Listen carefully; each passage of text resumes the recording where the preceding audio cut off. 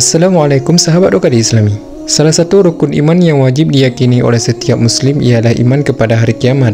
Sedangkan hisab adalah salah satu hal yang akan didapati oleh sebagian manusia pada hari akhir nanti. Oleh karenanya, beriman kepada hari akhirat juga dapat dikatakan dengan beriman kepada yaumul hisab. Secara bahasa, kata hisab berasal dari kata hasiba yahsibu hisaban, yang berarti hitungan, sangkaan, dan cukup. Adapun secara istilah, kata hisab ialah dari perhitungan atau pertanggungjawaban antara amal kebaikan dan amal keburukan yang dikerjakan oleh si hamba selama hidup di dunia. Dalam Al-Quran, kata hisab disebutkan kurang lebih sebanyak 59 kali dengan bentuk yang beragam. Hal ini menunjukkan bahwa kata hisab merupakan kata yang cukup penting. Allah Subhanahu wa Ta'ala berfirman di dalam surat Al-Haqqah ayat 25-26 yang artinya, adapun orang yang diberikan kepadanya kitab dari sebelah kirinya, maka dia berkata, alangkah baik kiranya tidak diberikan kepadaku kitab ini, dan aku tidak mengetahui bagaimana perhitunganku. Manusia-manusia yang berbuat kezaliman di dunia dan jarang atau bahkan tidak sama sekali mengerjakan perintah Allah, di akhirat mereka akan menerima buku catatan amalan melalui sebelah kiri. Ada juga yang berpendapat mereka mengambil buku amalannya dengan tangan kiri. Namun di balik itu semua ada beberapa golongan manusia yang secara langsung dimasukkan ke neraka tanpa proses penghisaban. Siapa saja mereka? Mari kita dengar satu persatu hanya di channel Okadi Islami.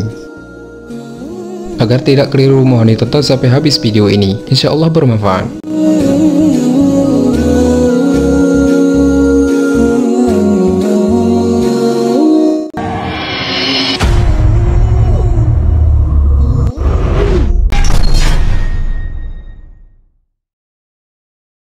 Pemimpin yang zalim.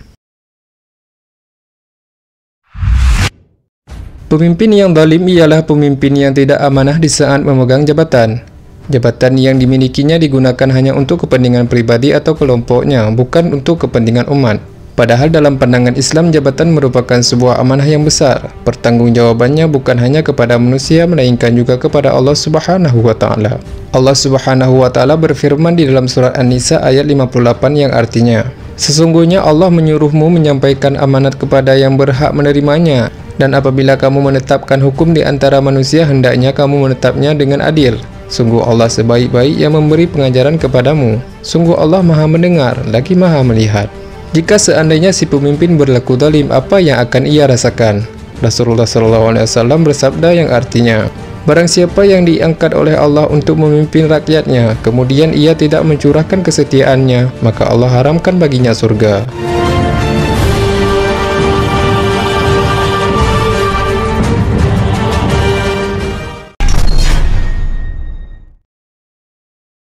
Penjual yang berkhianat. Di urutan yang kedua yaitu penjual yang berkhianat dari usahanya. Apa yang dilakukannya bertentangan dengan apa yang sudah ditentukan dalam Islam. Usahanya menggunakan cara-cara tidak terpuji seperti menipu.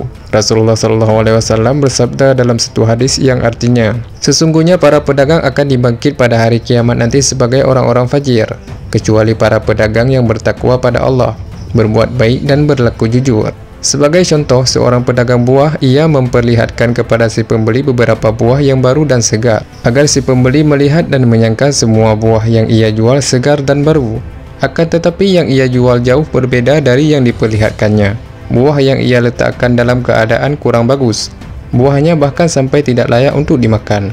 Kecurangan lainnya dalam berjualan ialah mengurangi timbangan agar menguntungkan si penjual. Meski bagaimanapun yang namanya kecurangan dalam jual beli tetap berdosa dan akan diceburkan ke neraka akibat perbuatan dosanya.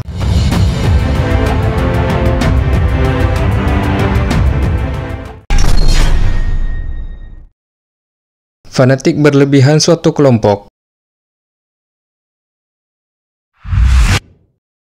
Bagi mereka yang memiliki rasa fanatisme berlebihan terhadap sebuah kelompok atau golongan, apapun akan mereka lakukan asalkan demi kelompoknya. Mereka berjuang bukan untuk mencari ridha Allah Subhanahu wa Ta'ala, melainkan untuk kepentingan kelompoknya. Ketika umat Islam yang bukan dari kelompoknya dizalimi, mereka hanya melihat dan tidak beraksi. Mereka juga tidak peduli seolah-olah yang dizalimi bukanlah umat Islam, bukanlah umat Nabi Muhammad, tapi yang bersebelahan dari itu. Namun jika kelompoknya yang diganggu dan dianiaya, mereka berjuang habis-habisan untuk membelanya. Fanatik yang semacam ini sangat berbahaya. dan dapat merusak persatuan agama Islam secara sedikit demi sedikit, bagaikan pembunuh berdarah dingin.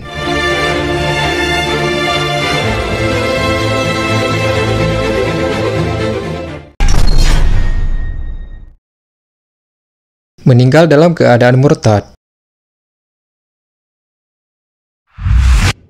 Allah Subhanahu wa Ta'ala berfirman di dalam surah Al-Baqarah ayat 217 yang artinya, barang siapa yang murtad di antara kamu dari agamanya, lalu dia mati dalam kekafiran, maka mereka itulah yang sia-sia amalannya di dunia dan di akhirat, dan mereka itulah penghuni neraka, mereka kekal di dalamnya.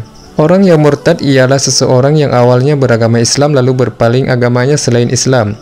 Selama ia belum bertaubat pada saat sebelum malaikat maut mencabut nyawanya, seluruh amalannya selama dalam Islam akan sia-sia dan ia akan dimasukkan ke neraka serta kekal untuk selamanya.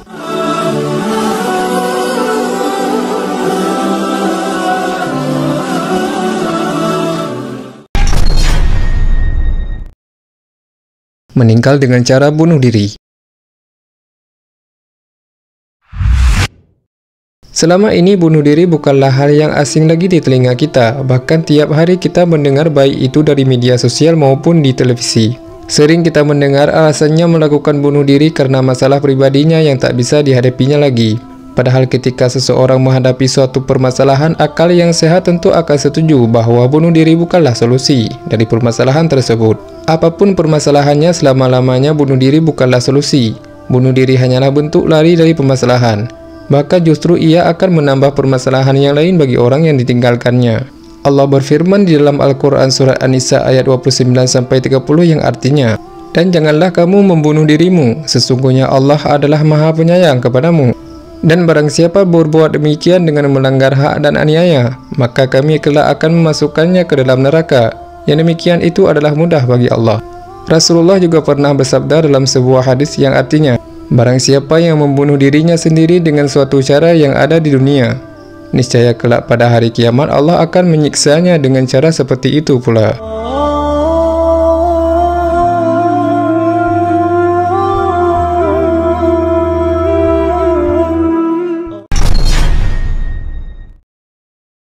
Meninggal dalam keadaan kafir.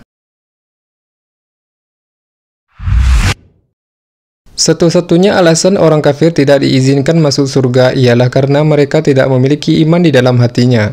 Sedangkan agar bisa memasuki tempat terindah sepanjang masa ini, sebelum ia meninggal semestinya ia beriman pada Allah. Sedangkan yang kita tahu bahwa mereka non-muslim menyekutukan Allah dan menyembah makhluk yang Allah ciptakan. Meski sebaik apapun mereka, tetap tidak memperoleh surganya Allah. Allah telah menyatakan dalam Al-Quran surat Al-Bayyinah ayat 6 yang artinya, sesungguhnya orang-orang kafir yakni ahli kitab dan orang-orang musyrik akan masuk ke neraka jahanam. Mereka kekal di dalamnya. Mereka itu adalah seburuk-buruk makhluk. Seberat apapun permasalahan di dunia, tentu ada jalan luas yang diberikan oleh Allah selama masih mampu berdoa dan berusaha. Yang namanya hidup di dunia tentu ada masalah, dan yang namanya masalah tentu Allah tidak akan memberi kepada hambanya yang tidak sanggup ia pikul. Semoga menginspirasi dan bermanfaat. Bagikan videonya ke teman dan saudara Anda agar mereka juga merasakan manfaatnya. Akhir kata, wallahu a'lam bissawab. Wassalamualaikum warahmatullahi wabarakatuh.